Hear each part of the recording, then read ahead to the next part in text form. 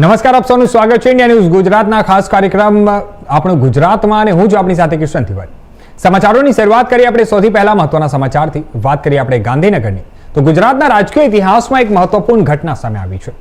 રાજ્યસભાની 4 ખાલી બેઠકો માટે ભારતીય જનતા પાર્ટીના 4 ઉમેદવારો બિનહરીફ ચૂંટાઈ આવ્યા છે। જ્યાં કોંગ્રેસે એક પણ ઉમેદવાર મેદાનમાં ઉતાર્યો ન હોવાથી હવે 18 જૂને યોજાનારી જે રાજ્યસભાની ચૂંટણી હતી તે ગુજરાતમાં નહીં યોજાશે।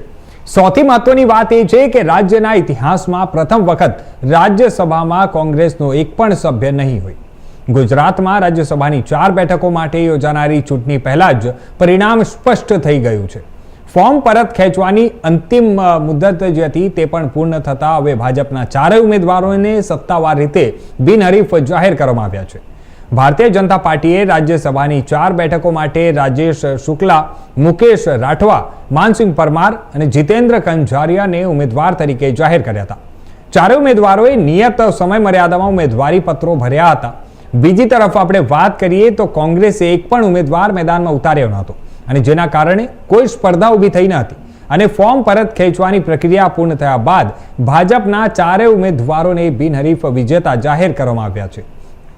આ સાથે જ હવે 18 જૂને યોજાનારી જે રાજ્યસભાની ચૂંટણી છે તે પણ હવે ગુજરાતમાં નહીં યોજાશે।